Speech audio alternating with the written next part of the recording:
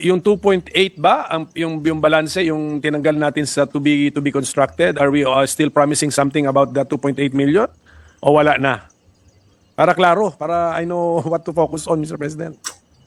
Thank you, Mr. President, good minority leader. Actually, the reduction in the housing target from 6 to 3.2 million is based on the upcoming housing needs study that DSUD is validating with the NEDA. And I wish to confirm for the record, Mr. President, that the target reduction from 6 to 3.2 million units nga po is aligned at least with the preliminary findings of the study, which indicate an accumulated housing need of 2.2 million units as of December 2022, though projected to reach 6.9 million by 2028, Mr. President. Ako, Risa yung Tiberos, ayusin mo pagpaliwanag dyan para hindi malata, ha? Ano po yun, 2.2 to 6.9 million units parang shortfall as to, ano yun, those who will need housing units minus available housing units, then yun po yun. From 2.2 million to 6.9 million ang cannot possibly be satisfied. Yun po ba yan? Ang na-revise lamang po, Mr. President, good minority leader, is the time horizon. Kasi DSUD is still projecting forward na kahit yung projection of 6.9 million by 2028 ay masasagot din, matutugunan din beyond the time of this administration. So they are still projecting targets year on year to deliver housing units until 2032 to reach at least a total of 6.5 million housing units, Mr. President. So yung mga kasalukuyang under construction ay sigurado na pong makokompleto, and then DSUD is also projecting forward until nga po 2032 to reach that projected need of about 6 million, Mr. President. So, the department is planning to continue with that kind of mindset as well as planning, that they're planning beyond the term of President Marcos? Of Ganun course, po yan? Mr. President, they can only rightfully exercise that mandate hanggang pong 2028. Pero siguro po, iiwan po nila yung kanilang track record, their accomplishments by year 2028, lessons learned for the consideration of the next administration at yung susunod pong department. Pero at least po, meron po silang maibibili na mga indicators na based on what they intend will be a successful accomplishment of their targets until 2028 na posibleng mode of meeting the housing needs even for the next administration. Of course, leading the final decision and actual maintenance or revision of the strategy to that next administration, Mr. President. So let's imagine na 2028 na June 2028. So ang plano ba ng DSUD and the housing sector is that may mga unfinished projects, ongoing but unfinished projects pa by end of the term of President Marcos. So that theoretically, pag ma-finish yung mga yon, 6 million units ang madi-deliver nila all in all. The 6 million, Mr. President, good minority leader, most probably hindi talaga ma-deliver by 2028. Pero projected, given the... Klaro Yes, guys. So, Mr. President. ang madi-deliver, 3.2. Yan ang klaro. Pero meron bang, sa planning ba ng DSUD, sa mind ba nila, June 2028, may nasa start na ng mga proyekto magiging half-finished or semi-finished or unfinished but ongoing or started. And if theoretically they are all finished, they will amount to 6 million? By June 2028, Mr. President, meron na pong housing units construction started at the magnitude of a total of 907,000. And yung maa-address by actual construction completed or started by 2028 ay yung pong 3.2 million. Yun po yung target tugunan ng 4PH program in the total housing gap of 6.9 million. Yung hindi po matutugunan by 2028 ng 4PH, tinatansya po ng DSUD, pwede pa rin ma-finance by other existing programs, though not by 4PH. Also, Mr. President, for the record, by 2028, bukod sa 907,000 housing units na construction started, by that same year, 2028, meron na pong housing units delivered to the number of 1,108,924. At meron din pong, yun na nga po, Mr. President, meron din pong schedule of delivery until 2023 na nandito po sa table from which I'm quoting at pwede ko rin pong bigyan ng kopya ang good minority leader, Mr. President.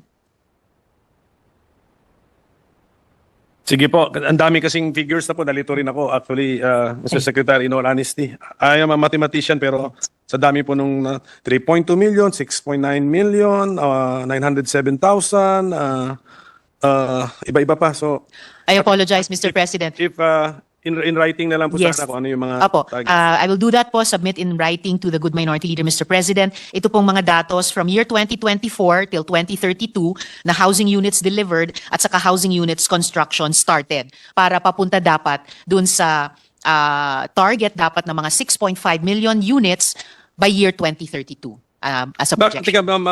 Mr. President, Madam Chairwoman, bakit ba natin kailangan banggitin pa yung 6.5 na 2032? Alisin na lang natin siguro. Let's just, what is the plan talaga of the,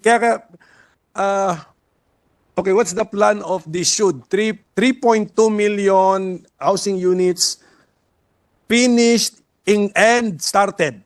Tama, ganun, finished and started construction. Yun yata, para klaro eh.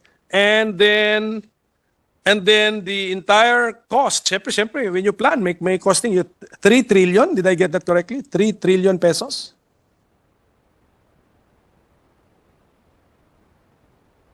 Sige lang ko ng time basahin ito.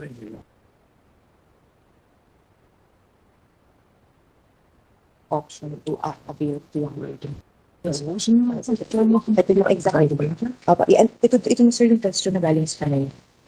Kaya pa galing sa idalang yung gusto lang nilang kapasok sa court na HDB plan. Mr. President, Good Minority Leader, the cost of the 3.2 million housing units would come to 4 trillion pesos, Mr. President. And the advice of the Good Minority Leader, Mr. President, is well taken. Siguro hahatiin na lang namin itong mahaba-habang table at least to end by 2028 and then pwedeng separate table yung na-foresee ng DSUD na pwedeng ma-achieve by 2032 if the similar strategy will be pursued by the next administration, Mr. President. Kasi pwede kasing pang-impress yun eh. Pero alam mo na, yung katotohanan na, kaya yung umpisa natin 6 million, impress eh. Pero adjust ka agad yata. Siguro nag-adjust ka agad yata, one year, one and a half years into the administration, 3.2 na lang, in-adjust ka agad eh. Mr. President, so, Although I thought, Mr. President, that the Good Minority Leader also welcomed that adjustment as a sign na mas nagiging realistic yung is DSUD. that the final adjustment from the sector? Talagang na-compute nyo na po yan na may computer simulation pa, may at the cost of 4 trillion. So dito na pumasok yung financing, how to finance it. Hindi to entero gobyerno ang naisip natin, di ba? That's why narinig ko yung we need a government guarantee. Yes, Mr. President. Do we already have that government guarantee? Mr. President, Good Minority Leader, sa ngayon po, pinoproseso na ng DSUD sa gobyerno, particularly sa Department of Finance, yung mga detalye at go signal para dito sa government guarantee. And yes, Mr. President, dun sa tanong ni Minority Leader kanina, pinlano na po talaga year on year hanggang 2028 yung housing units delivered, yung interest subsidy requirement, at pati po yung guarantee requirement year on year hanggang 2028. So, firm plans po ito, hindi po ito isang pangarap lamang. Alam niyo sa totoo lang, itong si Risa Hontivirus, ay mahilig to magpa-imbestiga diyan sa mga yung mga Senate hearing, sino-sino.